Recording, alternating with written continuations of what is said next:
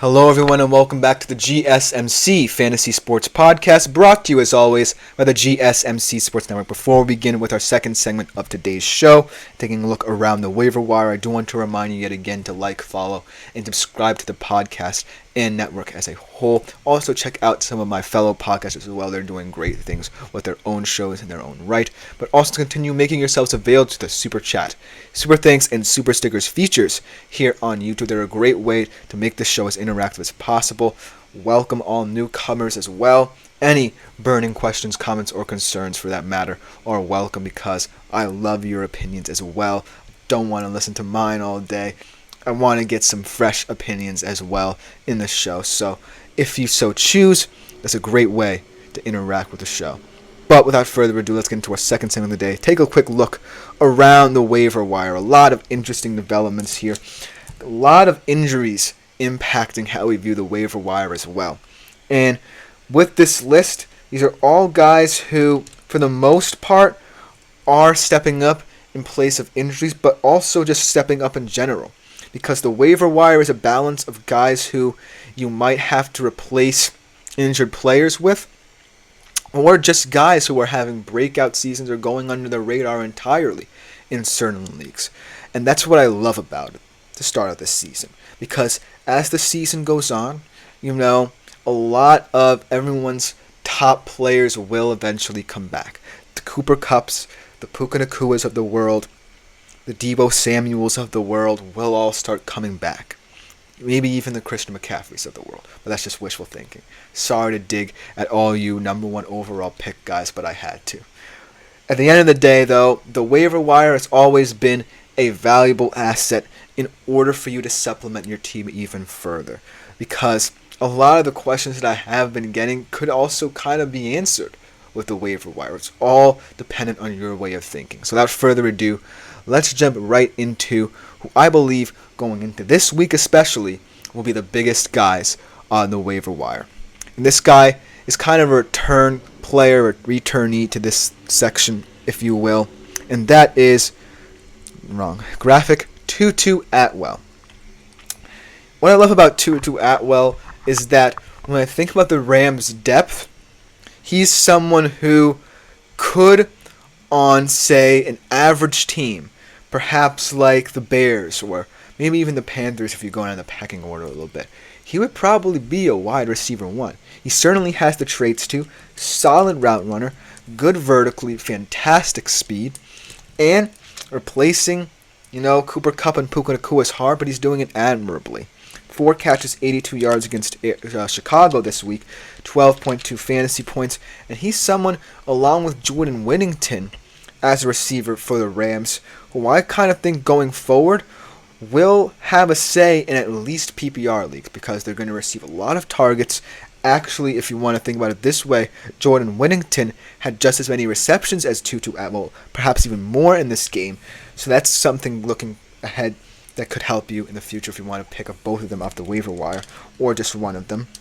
Tutu Atwell, though, is a guy who potentially could have a couple more big games before the return of both Kupp and Nacua in this offense. And why I trust the Rams to do it so well and try and get him as many touches as possible is because he's one of those players who's highly reminiscent of what Sean McVay can do.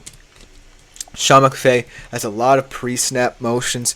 He has a lot of different looks on the offensive side of the ball that can kind of, make this offense more varied than it seems. And what I love about Tutu Atwell is that he ultimately can, in any potential moment, be a game-changing player with just one play. And I feel like that big play ability makes him more coveted than, say, some other guys on here like Whittington and Parkinson. And so going forward, look for Tutu Atwell for as long as he's in to at least have a couple more big games in him. But that's just him for now. Oops, got away from it. But the second player you're all going to love, because seeing this guy play in 2023 was not anyone's bingo card last year, but seeing him play in 2024 was certainly not part of anyone's NFL script. So, without further ado, let's talk about Joe Flacco. Obviously, like I said, No one expected him to step into this role, but of course, Anthony Richardson, kind of an injury-prone player, goes out with a hip injury. What does he do? He did what he kind of did last year with Cleveland.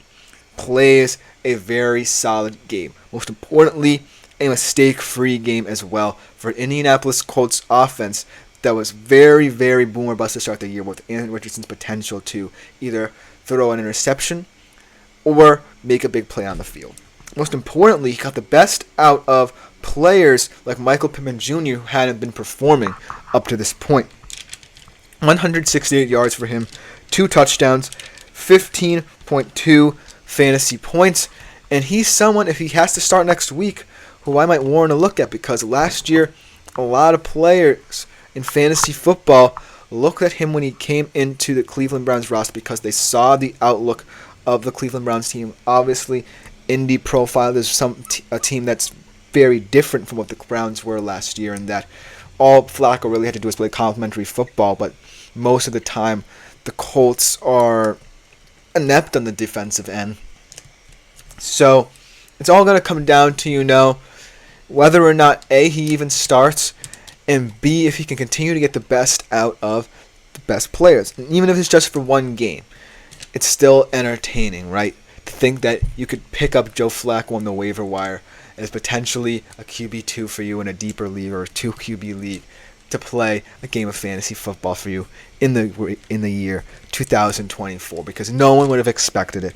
But yet here we are in the situation where I'm telling you that Joe Flacco is out there on the waiver wire yet again. So if you feel so inclined, pick him up. I'm not stopping you.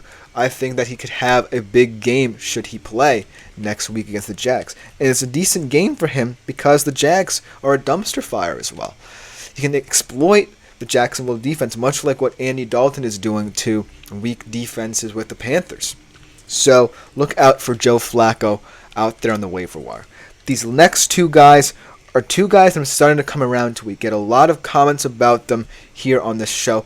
And the reason why I've kind of been non-committal about these two guys is because I haven't really seen a lot of them. I haven't seen both of their teams as much as I needed to gauge their talents and what they can do in their respective teams. But now that I've seen two of them in a larger sample size, I really like both of them and how they profile in this team. They really aren't just supplementary running backs to the two guys that are ahead of them, but they really are, almost in their own right, players who can develop into RB1s for their teams. Let's start off, though, with perhaps the more impressive of the two, or the guy that people are talking about a little bit more than the last guy, Bucky Irving. I love this kid, because I was thinking about Rachaad White. We also had a segment before the season even began about whether or not you should draft a guy like Rachaad White. And I think about the scheme of the Bucs offense. Yes, it's a very pass-heavy scheme. Yes, it's all about Baker being comfortable out of structure. But when they do run the ball, it's kind of one of those run schemes where you kind of want to pick up chunk yards, maybe 6 or 7 yards on early downs, and have Baker really pick apart the defense on shorter downs and later downs as well. And so Bucky Irving is one of those guys who might be a little bit lower in people's pecking orders. Maybe that's why he was lower in my pecking order of running backs that you might pick outside of, say, the first 4 rounds, because, he was considered the more explosive of the two backs. Rachaad White was seen as the tone setter. Bucky Irving was seen as the guy who could occasionally bust a couple of big runs. But no, he has really worked in this Bucs offense as both an explosive back and potentially also as a receiving back, but also as the kind of back that the Bucs want in their system, keeping them on schedule. In this game, he really did keep them on schedule. 4.9 yards per carry, 10 carries, 49 yards, 1 touchdown, 12.5 fantasy points. That's all you can ask of someone who you might consider as a flex or RB2 in your league. And so While I still want to see more of the Bucs offense, and I have a great opportunity to Thursday night against Atlanta, I think that I've seen enough of Bucky Irving to truly be convinced that he's a very awesome depth piece going forward, especially for a Bucs team that would like to potentially vary the way it attacks opposing defenses going forward, because they're going to have a tough stretch of games, and they're going to need to find ways to utilize every single weapon they can outside of, the usual suspects, and Bucky Irving could play a big role in trying to keep them in as many of those tough games down the stretch as possible. And the next guy, this guy is more out of circumstance, if anything, because of how bad his team is as a whole. But Tank Bigsby of the Jacksonville Jaguars has truly been a kind of bright spot for them. So kind of replacing Travis Etienne, really, in terms of his production as well. 7 carries, 90 yards, only 9 fantasy points because he did not find the end zone. But as a whole, I've really been impressed by Tank Bigsby because he's a workhorse back who kind of is one of those guys who's meant to keep this offense on schedule. That being said, if there is one caveat, it's the fact that Doug Peterson still trusts Trevor Lawrence on early downs to be able to make short to intermediate throws that will get them ahead of the sticks, and I don't like that aspect of their offense. I would like to see more Tank Bigsby or even Travis Etienne on earlier downs for the Jacksonville Jaguars to have any kind of momentum on the offensive side of the ball. We saw it a little bit in this game. It wasn't enough in this game against Houston, but in the future, if they want to get back into at least the playoff picture, if not, just relative decency as a football team, they need to continue feeding the rock to their backs and trying to keep them ahead of schedule so as not to put too much pressure on Trevor Lawrence's deep ball to kind of get them out of the holes. But it just goes to show that you kind of have to take your kind of preseason predictions on the chin if you feel like you got them wrong, because you never really know about some of these players coming into different schemes, because at the end of the day, sometimes seasons go wrong. Sometimes injuries pile up quicker than you expect. And this year has proven to be no different. And you have to adapt. And these guys are all adaptable guys. Maybe not Joe Flacco because he might only start one game. But it's still fun to consider him as a waiver wire option. But at the end of the day, the 3 guys outside of him will have value. Even Tutu Atwell might have value when Cooper Kupp and Puka Nacua come back. But at the end of the day, it's all about how you interpret it and how you feel like you can supplement your team better. Let me know what you think in the comments. Coming up next, I begin my positional rankings, starting off with the QB position, looking ahead to Week 5, and the top 4 guys I think will have the biggest games in that Week 5 slate. We'll be right back after this short break to talk about that. Looking for your daily fix